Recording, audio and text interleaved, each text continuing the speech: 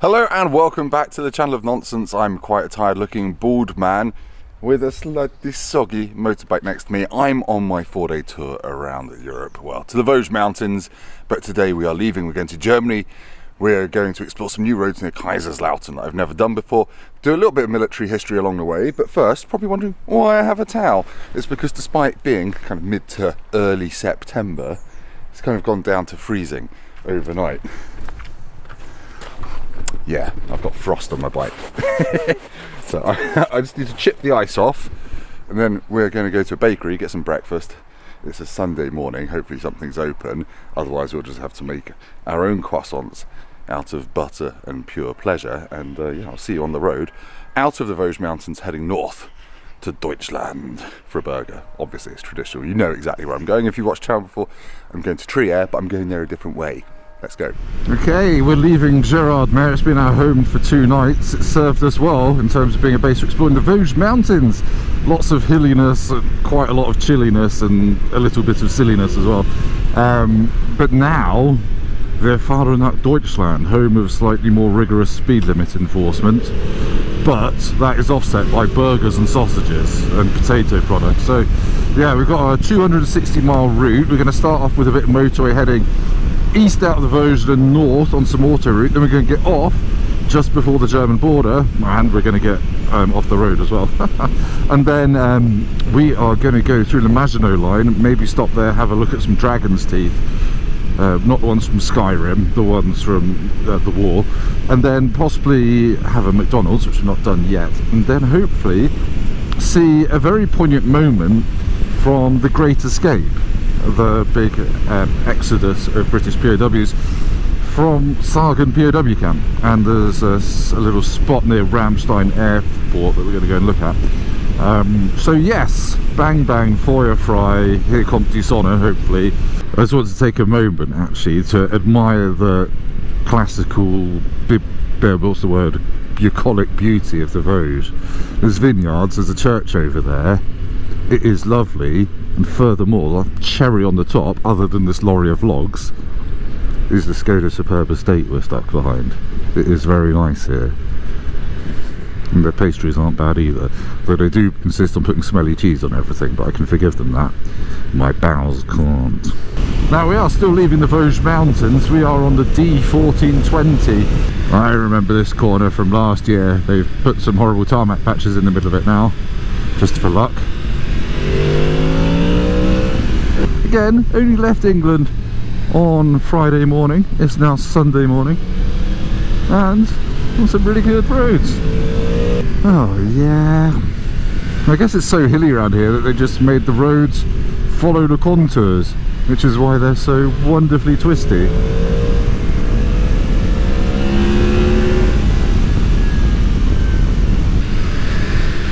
Stick it in, put it in a biscuit tin, eat a biscuit, eat a cake, have a crossplane 4 by mistake.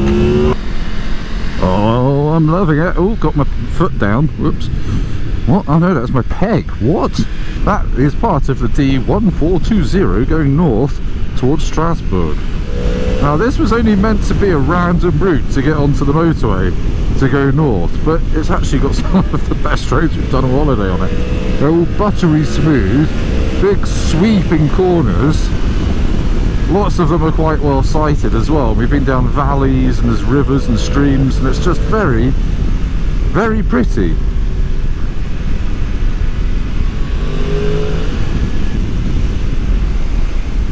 I'm going to stop saying it's nice, because I know that's not particularly insightful, but it's good fun.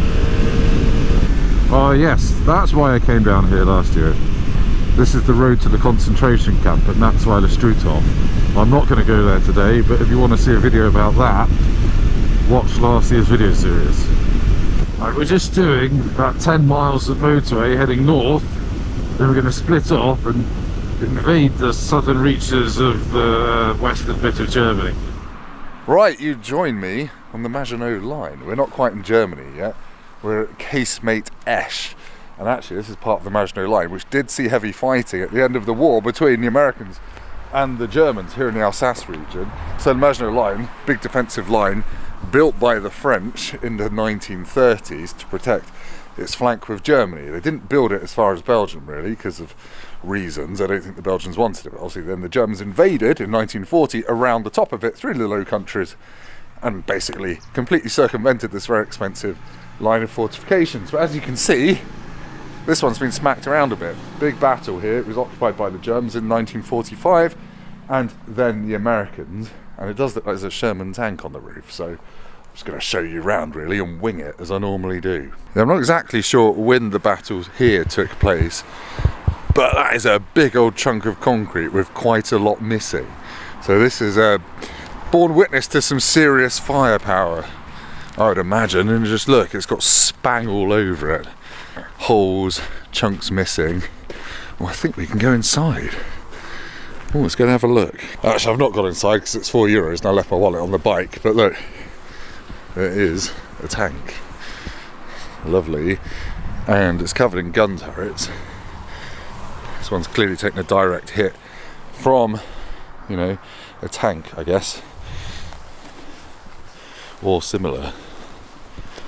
But yeah, it's free to wander around the outside. It's €4 to go inside and look at the museum. There's a recreation of minefields and things down there. I think it's a Sherman Firefly because it's got the battery, the radio box on the back of the turret. There we go, that's quite cool. And you can park your motorbikes over there and just wander in and have a look.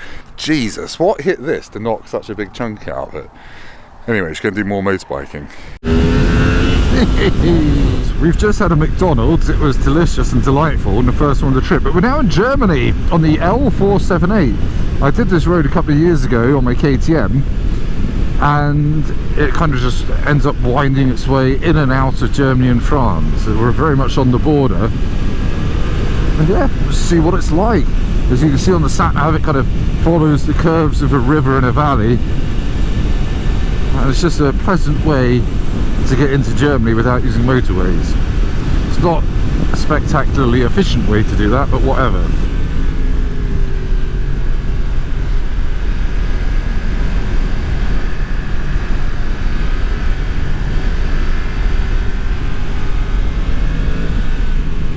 Oh yes, I remember this road. It's a 70 limit with no overtaking, but last time we were here we stuck to that rule, and a bunch of Germans on S1000Rs overtook us about 200 miles an hour. So, but it is a Sunday and there might be Polizei.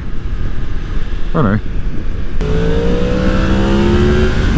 Also, Germany is strangely taking the L in terms of road surfaces. It's not as nice as the French ones. Hier Uber, ja. A Schloss und ein kleines Jesus. So yeah, we're still on the L490, arriving at the town of Erlenbach. A one-way ticket to Erlenbach, Neil just said. That was the Darkness's difficult second album, for anyone that's not aware. It was alright. Now, I don't want to say I'm a soothsayer and I belong in an asterisk book, but this morning I said to the chaps I'm travelling with, I bet that we see road closures and diversions in Germany, because you always bloody do. And yes, we're on a diversion off our road, but it's not a bad one, it's just a slightly narrow one. Honestly, they love road closures more than they love well-organised paperwork of their crimes. It is a strange thing. There's Titans. Oh, it really tightens. Yes, if this particular smooth ribbon of tarmac through a forest with a crashed Mercedes in it appeals to you, it is the K11. K standing for curvy. Hello, ik wou nicht speeding. Look at this joyous little meadow. And back into the woods. Try not to crash into Bernhard on his fixie. There's a leather shop, of course there is. We're now on the B48, which is a very famous local biker road. It is a sunny Sunday. It's all 70 limit. But being a Sunday, my spidey sense tells me that if we're going to have Polizei, it'll be today. But it's beautiful smooth tarmac, lovely corners just flowing down a valley, as if you've just poured golden syrup off a spoon and you can't quite get it all off, so you've got to get another spoon to scrape it off, and then you've got to scrape it off that second spoon. It's kind of the tarmac version of that, really. but you're not making a spotted dick. It's quite nice.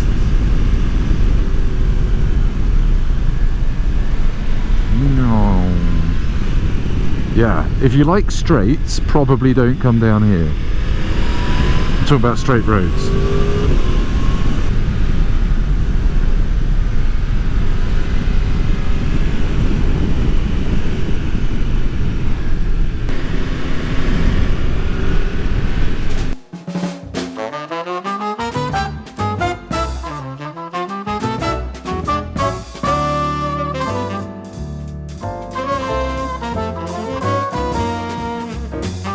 It's a very soothing road, this, the B48. Just cruise down it, lollop about like a two-wheeled octopus, flobbing your tentacles into the corners. What's not to like? So I had planned a little deviation to check out some of these local wiggly roads that I've not done before. But that sign means you can't ride motorbikes down there on weekends or holidays, so we're not going down there. Brilliant. Right, we're now just outside Ramstein Air Base, an American air base here near Kaiserslautern in Germany, and there's this tiny piece of scrubland, well, massive piece of scrubland, with a tiny little plaque over there on this bit of concrete. Now, this bit of concrete used to support a bridge over the old Autobahn, which is right there. It's now just an access road for the airfield. And this is where one of the Great Escapers met their end. So if you've seen the film The Great Escape, you'll know that in Sagan in Poland, 72 people escaped, and then Hitler ordered 50 of them to be executed when they were recaptured. And this is the spot where the ringleader of the tunnel escape, Roger Bushell, was executed at the side of the road. He was told to get out for a pee with his mate, and they were both executed right here. So I'll give you a quick look. It's completely nondescript, but yeah, if you don't know much about Roger Bushell, he's a South African pilot in the RAF. He was killed by the Gestapo, and there's a famous photo of Roger Bushell with squadron leader, I think it's Bob Stanford Tuck, who used to live on the road that I grew up on in Essex. But anyway, he was shot down on the 23rd of May 1940, covering the Dunkirk evacuation. He damaged a couple of Bf-110s and he was shot down and captured. And then he had a history of escaping. He escaped a couple of transit camps and was eventually recaptured. He was even questioned in relation to the assassination of Reinhard Heydrich in Prague. But anyway, the Great Escape was obviously March 24th, 1944. 76 people escaped, sorry. But Roger Bushell and his French compadre, Sous-Lieutenant Bernard Scheidhauer, sorry, I've absolutely assassinated that name, sorry. Poor choice of words. They were captured at Saarbrücken railway station and then transported along the Autobahn here, where they were shot. But at the end of the war, the RAF police branch launched an investigation into the murders of the 50, because it was well known about at the time. It took 3 years, and eventually 72 Germans were identified as suspects, and 21 were eventually tried and executed for it. One of the Gestapo agents who they think shot Roger Bushell was a guy called Emil Schultz, who was tried and executed at Hamelin prison on 27th February 1948. But yeah, Roger Bushell's remains are now actually back in Poland. So yeah, I have to go over there at some point to see Stalag Luft 3. But there's a little bit of his memory here on this tiny bit of concrete next to an American military base. Right, on that slightly somber memorial note, I'm going to end this part of the video. Tune in next time as we head towards Trier, discovering some roads I've not done before, and just, again, finding more amazing German tarmac. And I'll give you a quick tour of Trier and why I think it's a great place to stay beyond burgers. So I'll see you then. Thanks for watching, like, comment, subscribe. There's my hand waving goodbye. Goodbye.